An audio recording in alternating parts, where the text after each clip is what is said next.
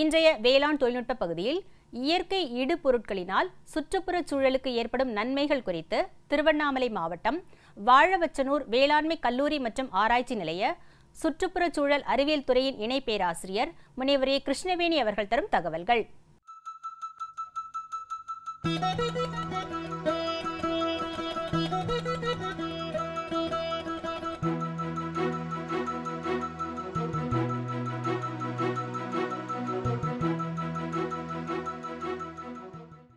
இயற்கை இடுபொருட்கள் அப்படின்ற ஒரு பொருள் அப்படின்னு பார்த்தீங்கன்னா நம்மக்கிட்ட இருக்கிற பொருட்கள் தான். நம்ம இயற்கையில் கிடைக்கக்கூடிய இடுபொருட்கள் தான் இயற்கை இடுபொருட்கள் சொல்கிறோம். அந்த இயற்கை இடுபொருட்கள் பயன்படுத்தி நம்ம விவசாயம் செய்யணும். ஏன் இயற்கை இடுபொருட்களை பயன்படுத்தி விவசாயம் செய்யணும்னா நம்மளுக்கு நல்லாவே தெரியும், இப்போ இருக்கிற சீதோஷ்ண நிலையும் இப்போ இருக்கிற வெப்பநிலையும் மாறி இருக்குது. எங்களுக்கெல்லாம் பார்த்திங்கன்னா குளோபல் வார்மிங், அதாவது புவி வெப்பமண்டலம் ஆகுது, அதாவது குளோபல் வார்மிங். அதுக்கெல்லாம் முக்கியமாக காரணம் என்னென்னு பார்த்திங்கன்னா நிறையா காரணிகள் இருக்குது. அதாவது தொழிற்சாலைகள் இருக்குது, அதே மாதிரி மனிதனுடைய செயல்பாடுகள் எல்லாமே இருக்குது. அதோடு சேர்ந்து நம்மளுக்கு வேளாண்மையும் ஒரு சில பங்கு வகிக்குது. இந்த மாதிரி கரிமல வாயுகளுடைய அடர்த்தி வளிமண்டலத்தில் அதிகமாகிறதுனால தான் நம்மளுக்கு உங்களுக்கு பார்த்திங்கன்னா அதாவது பூமி வெப்பமடையுது. இந்த கரிமல வாயுகள் எங்கெங்கெல்லாம் வருதுன்னு பார்த்தா ஏற்கனவே சொன்ன தொழிற்சாலைகள் மற்றும் மனிதனுடைய செயல்பாடுகள், அது இல்லாமல் நிறைய அதாவது நம்மளுக்கு நகரமாகுதல் செய்யக்கூடிய அனைத்து செயல்முறைகளும் நம்மளுக்கு பூமி வெப்பமடைதல் செஞ்சிட்ருக்குது. இதில் பார்த்திங்கன்னா நம்ம விவசாயத்தில் பூமி வெப்பமடைதல் முக்கியமாக குறிப்பாக பார்த்திங்கன்னா நம்ம பயன்படுத்துகிற தொழில்நுட்பங்கள், அதாவது இடுபொருட்கள், நம்ம செயற்கையான இடுபொருட்கள் பயன்படுத்திகிட்டு இருக்கோம். அதில் குறிப்பாக நான் சொல்லிட்டு இருக்கிறது செயற்கை உரங்கள். அதே மாதிரி பார்த்திங்கன்னா அதிக அளவு நீர் பயன்பாடு. இப்போ பார்த்திங்கன்னா பல ஆராய்ச்சிகள் போயிட்டுருக்குது. அதுவும் குறிப்பாக பார்த்திங்கன்னா நெல் சாகுபடியில் அதிக அளவு நீரை நம்ம தேங்க வைக்கிறதுனால உங்களுக்கு அனரோபிக் கண்டிஷன், அதாவது காற்றில்லா நிலை மண்ணில் ஏற்படுறப்போ பார்த்திங்கன்னா மீத்தேன்ற ஒரு வாயு வெளியேறும். அந்த மீத்தேன் வாயுவும் பார்த்திங்கன்னா உங்களுக்கு ஒரு வளிமண்டலத்தில் அடர்த்தியை ஏற்படுத்தும்.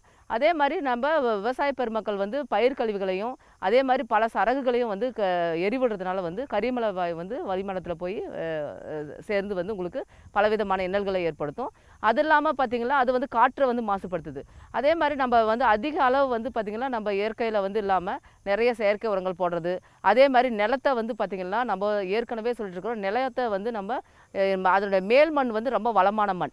அந்த வளமான மண்ணை அழியறதுக்கு முக்கியமான காரணம்னு பார்த்திங்கன்னா நிலத்தை நம்ம கரெக்டாக பராமரிக்காதனால தான். நம்மளுக்கு ஏற்கனவே சொல்லியிருக்கோம், நிறைய உழவு முறைகள் இருக்குது. அந்த உழவு முறைகளை நம்ம பயன்படுத்துகிற மண் நல்லா ஆழப்படுத்திட்டு அதுக்கப்புறம் நம்ம இருக்கிறப்போ மண்ணினுடைய நீர்பிடிப்பு தன்மை அதிகமாகணும். இப்போ மண் நீர்பிடிப்பு தன்மை அதிகமாகலாம் என்ன ஆகும்னு பார்த்திங்கன்னா நிலத்தில் மேல் மண் உங்களுக்கு பொலப்பலன்னு, அதாவது ரொம்ப இறைஞ்ச மாதிரி இருக்குது. அப்போ காற்றில் வரப்போ மண் அரிமானம் ஏற்படும். மண் அரிமானம் ஏற்படுறதுக்கு முக்கியமாக பார்த்திங்கன்னா நடக்கிறப்போ அந்த மண் அரிமானத்தினுடைய இதனால் பார்த்திங்கன்னா மேல் மண்ணினுடைய அது முக்கியம் குறிப்பாக பார்த்திங்கன்னா கரிம சத்துக்கள் அடித்து கொள்ளப்போகுது. அந்த அடித்து செல்கிறப்போ பார்த்திங்கன்னா உங்களுக்கு பார்த்திங்கன்னா அங்கே பயிர் நம்ம போடுறப்போ வளர்ச்சி தடைபடுது. அதே மாதிரி பார்த்திங்கன்னா இன்னும் இயற்கை இடுபொருட்கள் மண்ணுக்கு நம்ம செய்யணும் அப்படின்னு சொல்லிங்கன்னா நிறைய இடுபொருட்களில் முக்கியமாக பார்த்திங்கன்னா நுண்ணுயிர் உரங்கள், அதாவது நுண்ணுயிர் உரங்கள் மண்ணுக்கு நம்ம இடுறப்போ அதில் ஏற்கனவே பார்த்திங்கன்னா நிறையா நுண்ணுயிர்களுடைய இழப்பு இருந்துட்டு இருக்குது. அப்போ போடுறப்போ நுண்ணுயிர்கள் செயல்பாடுகள் அதிகமாகலாம். குறிப்பாக பார்த்திங்கன்னா இப்போ நம்ம ஏற்கனவே சொல்கிறது மண்ணினுடைய மண் பார்த்திங்கன்னா உழவனுக்கு நிறைய அற்புதங்களை செஞ்சிட்ருக்குது. அவனுடைய வாழ்வாதாரமே மண்ணை நம்பி தான் இருக்குது. அதனால் அதில் மண்ணில் வாழக்கூடிய ஒரு முக்கியமான உயிர்னு பார்த்திங்கன்னா மண்புழு. இந்த மண்புழு நம்ம எப்போவுமே சொல்கிறது ஒரு பழமொழி இருக்குது, உழவனின் நண்பன் அப்படின்னு சொல்கிறோம். என்ன காரணம் அப்படின்னு சொல்லி பார்த்திங்கன்னா மண்புழு பார்த்திங்கன்னா வருஷம் 365 நாளும் பார்த்திங்கன்னா விவசாயிக்கு நன்மை செஞ்சிட்ருக்கோம். மண்புழு பார்த்திங்கன்னா ஒரு இடத்துல நிற்காது. புழு எப்போவுமே ஊர்ந்து கொண்டே இருக்கும். ஒரு இடத்துல ஓட்டை போட்டு அது உள்ளுக்குள்ளேயே இன்னொரு இடத்துல ஓட்டை போடும். அப்போ அந்த இடங்கள் பொலப்பொலப்பாக இருக்கிறப்ப அது அமுங்குறப்போ பார்த்திங்கன்னா ஏர் ஓட்டின மாதிரி இருக்கும். விவசாய பெருமான் நிலத்தில் ஏர் ஓட்டின மாதிரி இருக்கும். அதனால தான் நம்ம அது விவசாயினுடைய நண்பன் சொல்கிறோம். அது இல்லாமல் பார்த்திங்கன்னா ஒரு சில கழிவுகள், இப்போ அறுவடைக்கு பின் ஒரு இலை தலைகள் தண்டு வேரெல்லாம் நிலத்தில் நம்ம விட்டுட்டு வரோம். இதெல்லாம் மண்புழு இருக்கிறப்போ அந்த கழிவுகளை சாப்பிட்டு அது அதனுடைய வளர்ச்சிக்கு பயன்படுத்தும். நமக்கு சத்து 2 சத்து வேணும், கார்பன் சத்தும் வேணும், நம்மளுக்கு தலை சத்தும் வேணும். அந்த மாதிரி பார்த்திங்கன்னா அந்த கார்பன் சத்தும் தலை சத்தும் அந்த சருகுகளில் இருக்கும், அந்த அறுவடை பண்ண கழிவுகளில் இருக்கும். அதை அது பயன்படுத்தி அது உரமாக மாற்றும். இப்போ பார்த்திங்கன்னா மண்புழு சுத்தமாகவே இல்லை. எல்லா நிலத்துலையும் வந்து அழிக்கப்பட்டிருக்குது. இது வந்து மிக முக்கியமாக வந்து பார்த்திங்கன்னா அதிக அளவு வந்து உரத்தை வந்து பயன்படுத்துறது. ஸோ இதுக்கு வந்து மண்புழு உரம் வந்து போடணும். அதுக்கப்புறம் பார்த்திங்கன்னா நிறையா அப்போ வந்து நம்மளுக்கு வந்து இப்போ நெல் வயலில் இருக்கிற நிலப்பாங்கான இடத்துக்கெல்லாம் வந்து நம்ம செஸ்பேனியா சொல்கிறோம். அதுக்கப்புறம் வந்து டேஞ்சான்ற 2 வந்து பசுந்தாள் உரத்தை வந்து நம்ம சொல்கிறோம். அது இல்லாமல் பசு இலை உரங்கள் இருக்குது, நிறையா பசு இலை இருக்குது. உங்கள் நிலத்தை சுற்றியே இருக்கும்.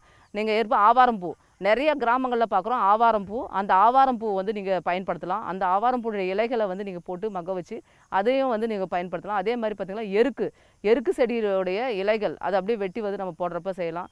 அதுக்கப்புறம் பார்த்திங்கன்னா நிறைய நம்ம சூபா புல் இருக்குங்களா, சூபா புல் வந்து அந்த இடத்துல நிறைய வளர்ந்து கிடக்குது. பூக்கும் பருவத்துக்கு முன்னாடி நீங்கள் பூத்து பின்னாடி போடக்கூடாது. அதே மாதிரி காய் வந்த பின்னாடி நிலத்தில் போடக்கூடாது. நீங்கள் காய் மற்றும் இதை போடுறப்போ வந்து திரும்ப வந்து உங்களுக்கு நிலத்தில் வந்து அந்த செடி வந்து தொந்தரவை ஏற்படுத்தும். அது காய் வராதுக்கு முன்னாடி பூக்கும் பருவத்தில் வந்து நீங்கள் அந்த சூபா புல்லை வந்து நீங்கள் கட் பண்ணி வந்து நிலத்துக்கு போடுறப்ப நிறைய தலைசத்து சூபா புல்லை நீங்கள் பார்த்துருப்பீங்க, நல்லா பச்சையாக இருக்கும். ஸோ அதை நீங்கள் பயன்படுத்தலாம். அதே மாதிரி வேம்பு இலைகள் இருக்குது, அந்த இலைகளை பயன்படுத்தலாம். ஸோ இந்த மாதிரி நம்ம அந்த மாதிரி இப்படியெல்லாம் வந்து இலைகள் நம்ம பயன்படுத்துறது. நம்ம அதிகமாக வந்து விவசாய பெருமக்கள் வந்து பயிருக்கு பயன்படுத்துறது வந்து யூரியா மூட்டையாக வாங்கி போடுவோம். ஸோ இந்த மாதிரி இலைத்தலைகள்லாம் போடுறப்ப கண்டிப்பாக உங்களுக்கு வந்து யூரியா வந்து பயன்பாடை வந்து ரொம்ப குறைக்கலாம். ஈவன் உங்களுக்கு வந்து பார்த்திங்கன்னா ஒரு 70% அளவில் வந்து குறைக்கலாம். அதுக்கப்புறம் பார்த்திங்கன்னா இன்னொரு பெரிய ஒரு இதுன்னு பார்த்திங்கன்னா நீங்கள் எல்லாமே நினைக்கிறது செடி வந்து பச்சையாக இருந்தால் நம்மளுக்கு வந்து நல்ல மகசூல் கிடைச்சிரும், அப்படியெல்லாம் ஒரு கருத்தே கிடையாது. உங்களுக்கு வந்து செடி பச்சையாக இருந்த நிறமி மட்டும் பத்தாது, அதில் பல வகையான நிறமிகள் இருந்தால் தான் வந்து பயிரினுடைய மணிகள் இருக்கும். அதனால் அது இல்லாமல் பச்சையாக இருக்கிறப்ப நம்மளுக்கு என்ன வரும்னு சொன்னால் பூச்சியுடைய தாக்குதல் வந்து அதிகமாக இருக்கும். அதனால் வந்து பார்த்திங்கன்னா நீங்கள் அதுக்கு பூச்சி கொல்லி மருந்துகளும் வாங்கி வேண்டி இருக்கும். அப்போ வந்து சாகுபடி செலவு வந்து அதிகமாகும். இப்போ நீங்கள் முதல்ல வந்து விவசாயத்துக்கு முதல்ல வந்து இந்த இயற்கை இடுபொருட்களை நீங்கள் பயன்படுத்துகிறப்ப வந்து கண்டிப்பாக வந்து நீங்கள் அந்த மண்ணை வந்து பாதுகாக்கலாம், சாகுபடி செலவு வந்து குறைக்கலாம். இது வந்து மண்ணுக்கு. இப்போ பயிர் வளர்ந்துருச்சு, இப்போ வந்து இதுக்கு என்ன இயற்கை இடுபொருட்களை வந்து நம்ம பயன்படுத்தலாம் அப்படின்னு பார்த்தீங்கன்னா கண்டிப்பாக சர்வலோக நிவாரணி அப்படின்னு சொல்லக்கூடிய வந்து பஞ்சகாவியா வந்து கண்டிப்பாக நீங்கள் வந்து பயன்படுத்தணும். எல்லா விவசாய பெருமக்களும் வந்து ஒரு பயிர் வந்து விதை ஊன்ற அன்னைக்கே வந்து விவசாயிகள் வந்து நம்ம வந்து பஞ்சகாவியா வந்து ரெடி பண்ணி வச்சுக்கணும். ரொம்ப எளிமையான தொழில்நுட்பம் உங்களுக்கு ஒரு எளிமையான தொழில்நுட்பம் பார்த்தீங்கன்னா பஞ்சகாவியான்றது வந்து ஒரு 5 பொருட்களை வந்து பயன்படுத்தி தான் நம்ம செய்கிறோம். மாட்டிலேருந்து கூடிய முக்கியமான பொருள்னு பார்த்தீங்கன்னா மாட்டினுடைய சாணம், அதுக்கப்புறம் பார்த்தீங்கன்னா அதனுடைய கோமியம், அப்புறம் பால், தயிர் மற்றும் நெய். இந்த 5 பொருட்களை வந்து பயன்படுத்தி நம்ம செய்கிறோம். அது இல்லாமல் ஒரு 3 பொருட்கள் விவசாய பெருமக்கள் நிறைய பொருட்கள் போடுறாங்க, தேவையில்லை. ஒரு 3 பொருட்கள் நெய்யுக்கு அப்புறம் வந்து பார்த்திங்கன்னா அடுத்தது எடுக்க வேண்டிய பொருள் வந்து வாழைப்பழம் எடுத்துக்கலாம், வெல்லம் எடுத்துக்கலாம், அதுக்கப்புறம் வந்து இளநீர். இதெல்லாம் வந்து 1 லிட்டர். ஸோ அளவு வந்து உங்களுக்கு வந்து பார்த்திங்கன்னா ரொம்ப வந்து ஈஸியாக உங்களுக்கு வந்து மனசில் வச்சுக்கிற 5 பங்கு சாணம், 5 கிலோ சாணம், 4 லிட்டர் கோமியம், 3 லிட்டர் வந்து பால், 2 லிட்டர் தயிர், 1 லிட்டர் நெய் போதும். அதே மாதிரி பார்த்திங்கன்னா 1 கிலோ வந்து வெல்லம், வாழைப்பழம் வந்து பார்த்திங்கன்னா 1 கிலோ வந்து பார்த்திங்கன்னா பூ வாழைப்பழம் வந்து எடுத்துங்க. ஏன்னா அதுதான் வந்து உங்களுக்கு வந்து ரொம்ப மென்மையாக இருக்கும், எளிதில் வந்து நொதிக்கப்படக்கூடியது. அதுக்கப்புறம் 1 லிட்டர் வந்து இளநீர். இந்த 8 பொருட்களை வந்து பயன்படுத்தி தான் நம்ம பஞ்சகாவியா தயார் பண்ணுறோம்.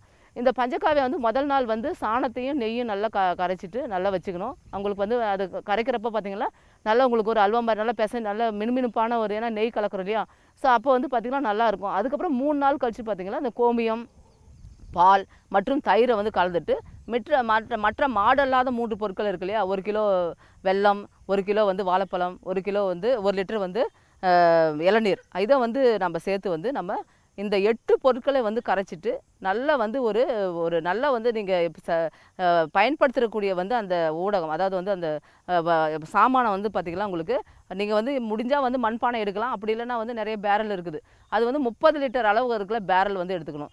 எப்போவுமே நம்ம நிரப்பரை வந்து 3/4 வாசி தான் நிரப்பணும், மீதி 1/4 பாகம் வந்து நம்ம வெறுமனை தான் விடணும். அப்போ தான் வந்து பார்த்திங்கன்னா உங்களுக்கு நொதித்தல் ஏற்பட்டு இருக்கும். இல்லாட்டி ஃபுல்லாக நீங்கள் கவர் பண்ணி போடுறப்ப அது வந்து கீழே வந்து வலியறதுக்கு வாய்ப்பு இருக்குது. அதுக்கப்புறம் அதை ஒரு 3/4 அளவு நிரப்பிய பின் ஒரு நல்ல வெள்ளை காடா துணி இருக்கும், நம்ம வீட்டில் கூட இருக்கும், நிறையா இருக்கும், அதை எடுத்து வந்து நல்லா மூடி வச்சுட்டு காலையும் மாலையும் ஒரு 15 தரம் வடதுபுறம் இடதுபுறம் வந்து நீங்கள் நல்லா கலக்கணும். அதுக்கப்புறம் மாலை வந்து ஒரு 15 முறை கலக்க வேண்டும். இப்படி கலக்கிட்டு ஒரு 30 நாள் கழித்து பார்த்திங்கன்னா உங்களுக்கு தங்க நிறத்தில் ஒரு நுரை போன்ற ஒரு மேலே வந்து வந்துட்டுருக்கும். அதுதான் வந்து ஒரு அறிகுறி நல்லா வந்து ஒரு பஞ்சகாவியா வந்து ரெடி ஆகிடுச்சுன்னு. இந்த பஞ்சகாவியத்தை வந்து நீங்கள் நாற்று பருவத்தில் அடிக்கலாம், அதே மாதிரி பூக்கும் பருவத்தில் அடிக்கலாம், அதே மாதிரி காய்க்கும் பருவத்தில் அடிக்கலாம்.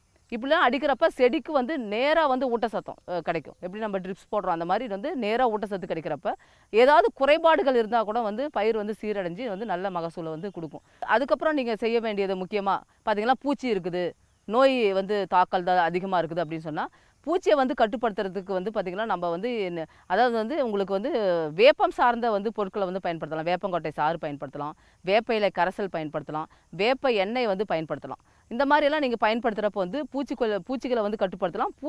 கொல்லிகளுடைய பயன்பாடுகளை வந்து தவிர்க்கலாம். அதற்கு மேலே வந்து மண்ணிலே வந்து நம்ம ஒரு 100 கிலோ வந்து வேப்பம் புண்ணாக்கு, எல்லா விவசாயிகளும் வந்து முக்கியமாக கடைப்பிடிக்க வந்து 100 கிலோ வேப்பம் புண்ணாக்கு வந்து ஒரு ஏக்கருக்கு வந்து மண் வந்து பயிர் செய்கிறது மாதிரி நம்ம போட்டு கலக்கிறப்போ வந்து பார்த்திங்கன்னா நீங்கள் பூச்சி வந்து கட்டுப்படுத்தலாம். அது இல்லாமல் நோயை கட்டுப்படுத்தலாம். மண்ணிலே வந்து இடக்கூடிய நிறைய நோய் காரணிகள் இருக்குது. உங்களுக்கு வந்து பார்த்திங்கன்னா பேசிலஸ் இருக்குது, அதே மாதிரி ட்ரைகோடர்மா விரிடி இருக்குது. இந்த 2 உயிர் காரணிகளை நீங்கள் மண்ணில் செய்கிறப்ப நோயினுடைய தாக்குதலை வந்து நம்ம குறைக்கலாம். அதில் வந்து குறிப்பாக பார்த்திங்கன்னா வேறு தாக்கக்கூடிய நோய்களை வந்து கட்டுப்படுத்தலாம். அதே மாதிரி இலைகளை தாக்கக்கூடிய நோய்களை வந்து நம்ம கட்டுப்படுத்தலாம். இதான் வந்து பூச்சி மற்றும் நோய் நிர்வாகத்துக்காக வந்து நீங்கள் கடைப்பிடிக்க வேண்டியது. வேப்ப எண்ணெய் வந்து கண்டிப்பாக நீங்களே வந்து தயார் பண்ணலாம். வேப்பங்கொட்டை உங்கள்கிட்ட இருந்துச்சுன்னா நீங்களே வந்து வேப்ப எண்ணெய் எடுத்து வேப்ப சாறு வந்து கொட்டை சாறை வந்து தயார் பண்ணி கொடுக்கலாம். இயற்கை பொருட்கள் மூலம் வந்து பயன்படுத்தி செய்யப்பட்ட வந்து விளைபொருட்கள் வந்து கண்டிப்பாக சந்தைப்படுத்துகிறப்ப உங்களுக்கு நல்ல லாபம் வந்து கிடைக்கும். மேலும் விவரங்கள் பெற முனைவர் ஏ. கிருஷ்ணவேணி அவர்களை 09443089129 என்ற கைபேசி எண்ணில் தொடர்பு கொள்ளலாம்.